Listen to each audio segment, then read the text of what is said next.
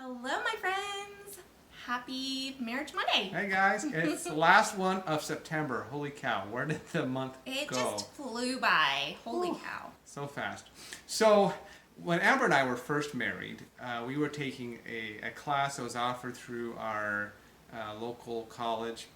And it was called like Eternal Families or Well, marriage. and it was through the church. Yeah, it was through our church, but it was like Celestial attached to marriage. the college, and so it was like celestial marriage, like how to make your marriage work.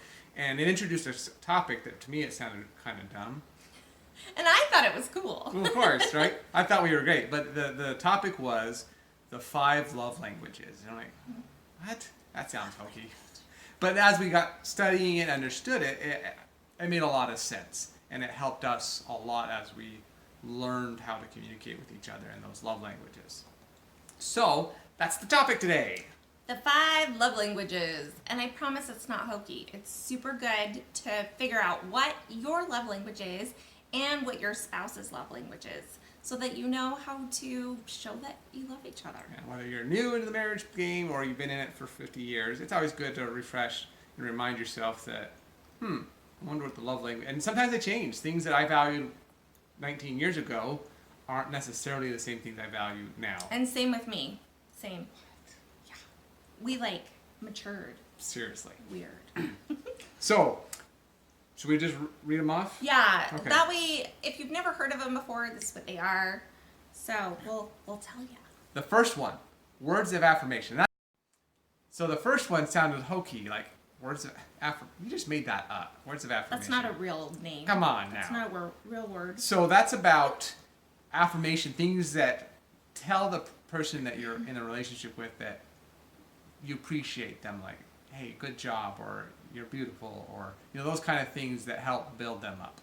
Well, and it even gives an example. It says, thanks for taking out the garbage would be a word of affirmation and makes them feel appreciated, instead of, it's about time you took the garbage out. Seriously, what took you so long? The flies almost took it out for you.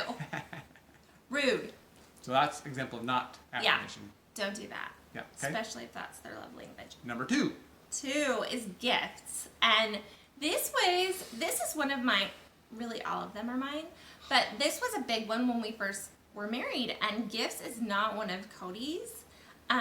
Because remember in other videos, I'm a tightwad, and so spending money, even for this beautiful lady, I just don't think of it that way. I think, well, why would I sacrifice our future, money, on something when I could do all these other things that I feel like mean, but again, mean something to me, but not necessarily to her. And if gifts is your love language, or one of your love languages, it's not so much about the material possession, it's that they were thinking about you and, while you weren't there. So number 3 is acts of service. That's about being thoughtful and doing something for your spouse. And again, these are things that they appreciate, right? Right. Like it's me maybe helping with one of her chores, or me thinking and grabbing something for her. She's always running out of water, so filling her water up. Yeah. Not a big deal, right? But it makes thoughtful. them feel loved. That makes me feel really loved, that he'll fill my water up for me. She loves her water. And then physical touch is the last one, number 5. That's actually incorrect, because if you're paying attention, 3 Oh. and then 4. And I can't count. Oh, that's hard. Thank you for pointing that out. I mean, I don't think that's part of my love language. I think I just screwed up, guys. Oops. Okay, number 4 is quality time. So, making sure that you have undivided attention. They have your undivided attention. You put your phone down, you're talking with one another, maybe go for a walk or whatever, just the 2 of you. I'm sorry, what was that? I missed that. And that's even more important nowadays than it was when we first were married 19 years ago, because, our devices just totally distract us. And all the ways we can entertain ourselves, we need to make sure we put that focus back on our spouse. Exactly. You can watch a movie or play a game, but it needs to be in appropriate times and amounts. Yes. All right, so is it 5? Now it's 5. And I'm nervous. 4, now it's 5.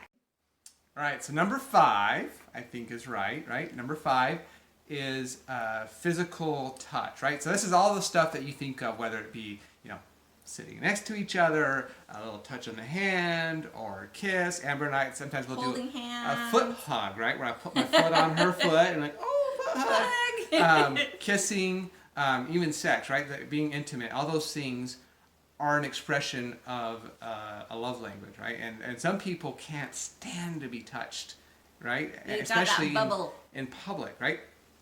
I mean, so you have to be aware of that. Like, that's something that Amber and I, we make all of my in-laws grossed out. We're disgusting. I mean, because we sit this close and they're like, guys, there's like more space on the couch. I'm like, no. And we don't even realize it. And we hold hands everywhere and stuff. And not saying that, like, you have to be that way. No. It's just how we are. And they're like, oh, get a room.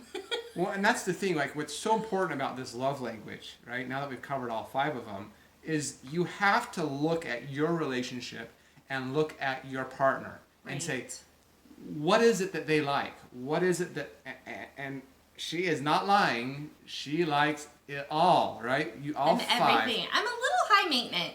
But I knew that when I was getting into this thing, so don't feel bad for me. I mean, look at her. She's amazing. Word of affirmations. You see that? Physical touch.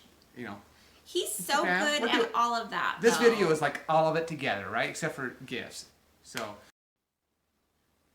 Where's my gift? Sorry, it's Sunday. I don't buy things on Sunday. Sorry. But, so it's important to look at your relationship, look at your spouse, and come to like an understanding of what is it that they like, what is it they don't like. And for me, like, she likes everything, right? But I don't really think of gifts as a love language. And so I have to go outside of myself and like, oh, I should buy her flowers, or I should buy her this thing, just to say, hi, I love you, not just because I'm being told to, or it's Valentine's Day or whatever. Well, and I also have kind of adjusted my expectations. Lowered her standards. I mean, she married me, so obviously she had to lower it quite a bit. See, physical touch. I keep hitting you. I like it. I buy myself flowers.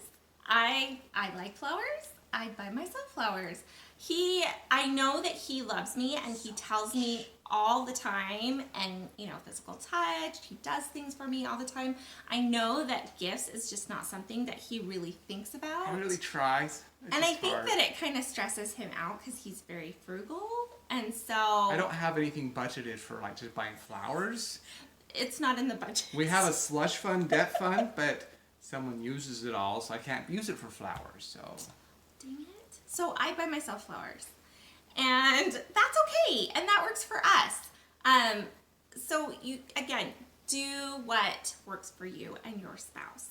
So we encourage you to go online, go look up the 5 love languages, and then there's a free quiz online.